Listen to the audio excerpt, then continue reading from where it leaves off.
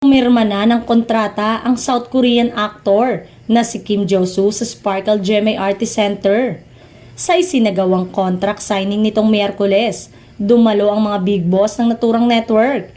Present sa pirmahan sina GMA Network Senior Vice President for Programming, Talent Management, Worldwide at Support Group at CEO ng GMA Film ni si Attorney Annette Gozon Valdez.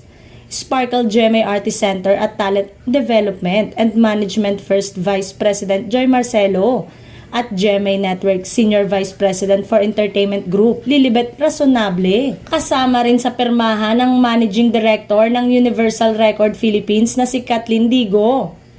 Bago sumali sa Sparkle, lumabas na si Kim Ji-soo sa GMA Network Action Drama Series na Black Rider bilang si Adrian Park.